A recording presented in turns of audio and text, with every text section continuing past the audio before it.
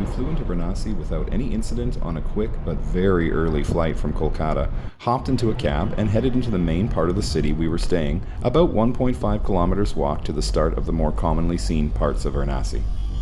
The murals and pink and maroon colors on the way in had charm and pointed to an endless timeline of interesting history. The two main tributaries of the Ganga River that border each end of the city, called Varuna and Asi, are where Varanasi derives its name.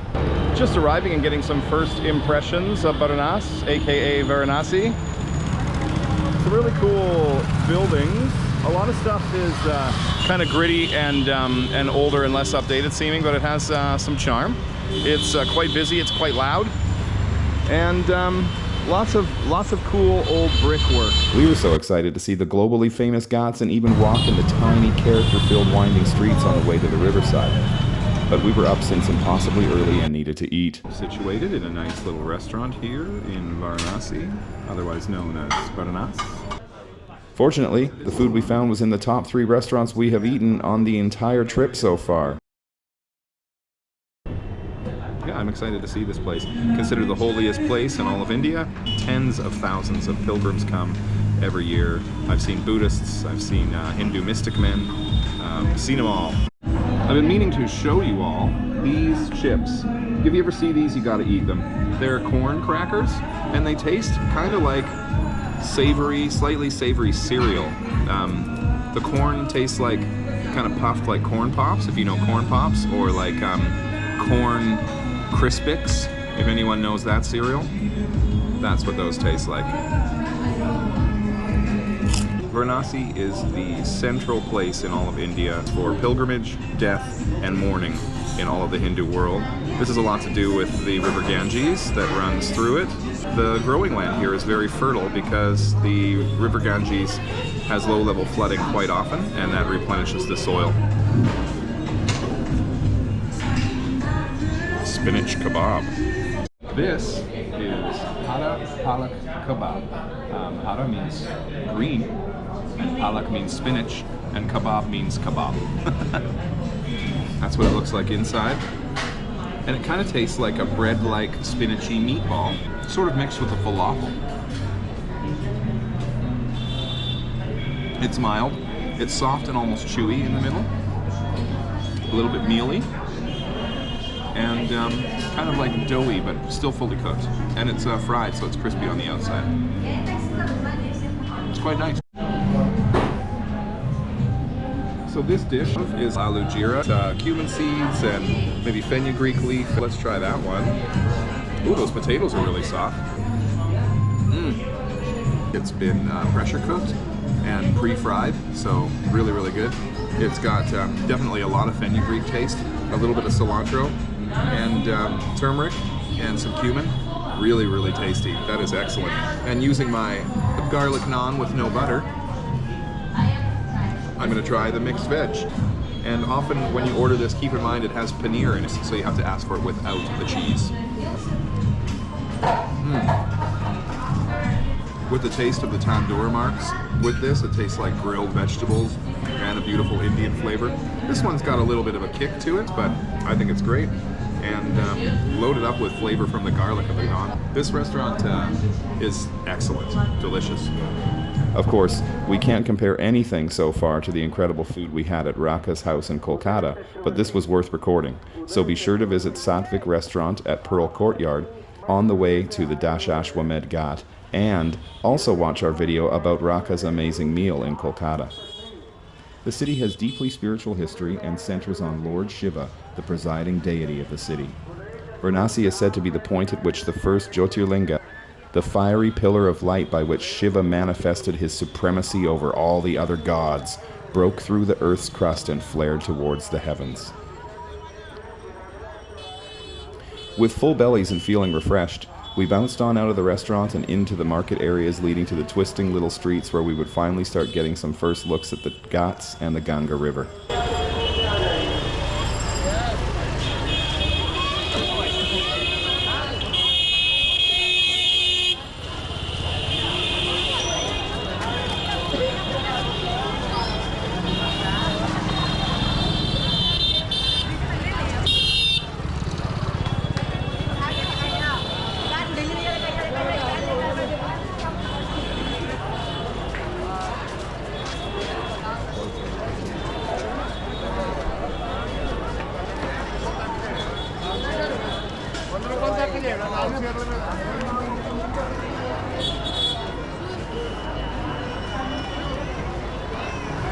It was busy and lively, but I still felt a sense of stillness here, or serenity for some reason. It felt like I wanted to say something pleasant or nostalgic, but it was just on the tip of my tongue. Perhaps it was a sense of anticipation growing as we entered the smaller streets and began to wind our way down to the river. Or maybe Varanasi has something truly magical in the air. What do you think? Let me know in the comments if you've been here and what it is that you were feeling as you went deeper into these enchanting places.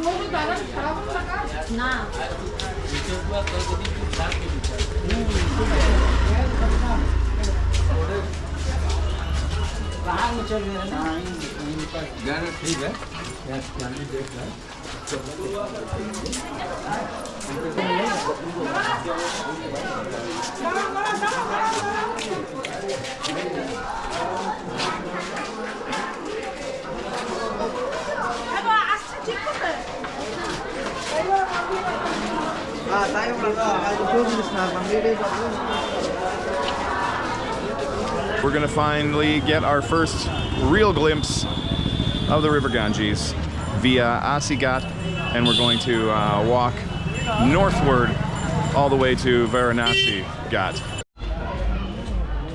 And just approaching the riverfront, the River Ganges, River Ganga at Varanasi Ghat.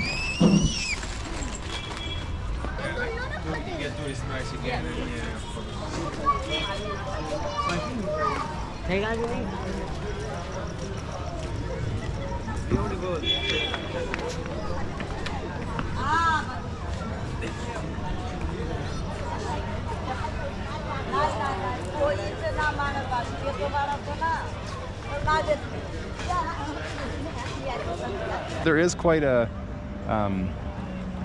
heaviness in the air, steeped in the ages, steeped in history kind of feeling, and you can tell that this place is very, very important. A lot of the conversations I've already had with folks have leaned fairly spiritual about their approach and their belief and history's viewpoint of India and India's place in the world. So it seems to be quite a contemplative place. We just spoke to an engineering student and a couple of sadhus who were over using a clay device of some sort for whatever that was, and they were pretty interesting fellas. I see people filling up bottles with the water to take back with them. I'm just still kind of babbling here because I'm new to it and haven't figured out all of the significance, but from what I know and from what I've seen so far, it's a pretty significant, incredible place. So let's keep going.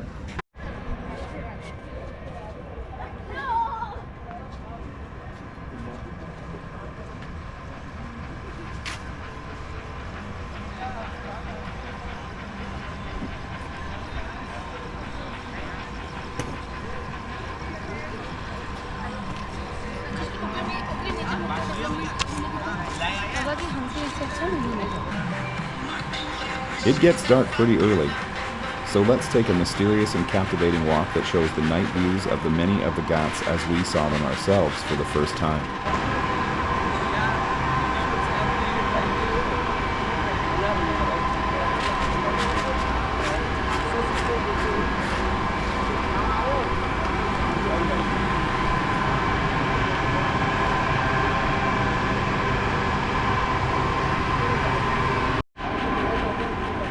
This is Badani Ghat.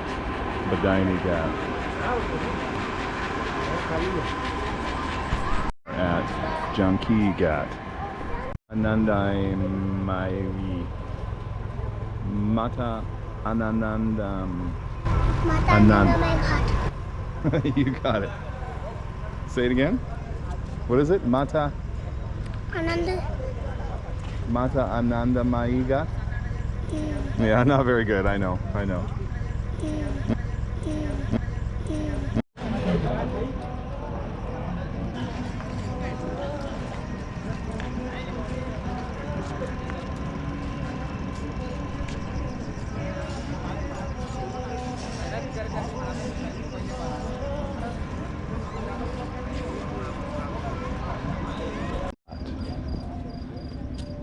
Jain Ghat.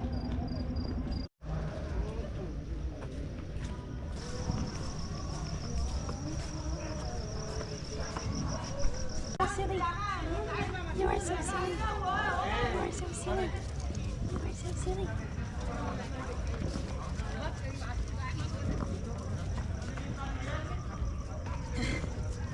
I just chewed on my shoes. No, you guys.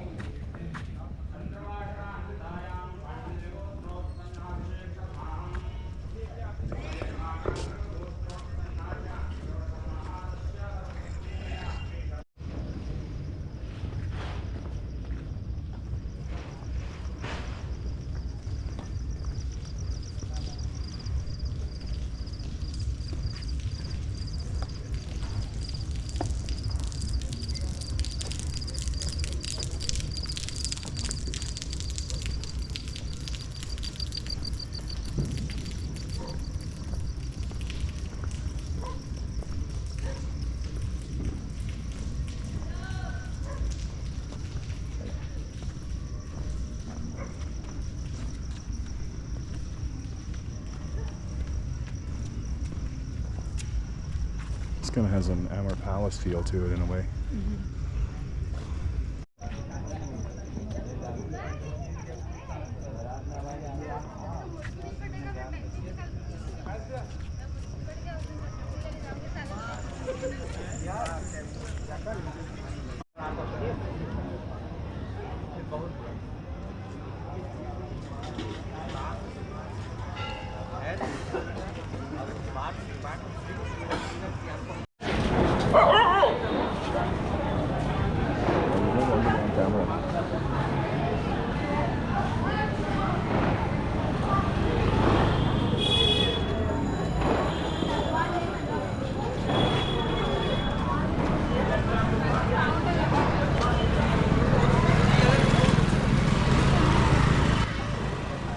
Walking back out through another energetic market area, we were exhausted from our ultra-early morning flight and the relentless walking and exploring we had done.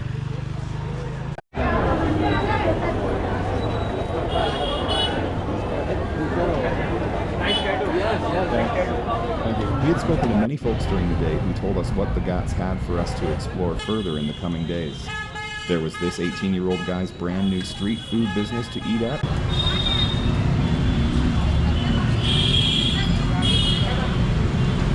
And spoiler alert, it was Really delicious. There were also the beautiful orchestration of open cremations, ceremonies, and daytime views of this area. Another completely different ambience to experience. And that is what will be seen in our next episode from Varanasi. I'm David, and this is Vegan Everywhere.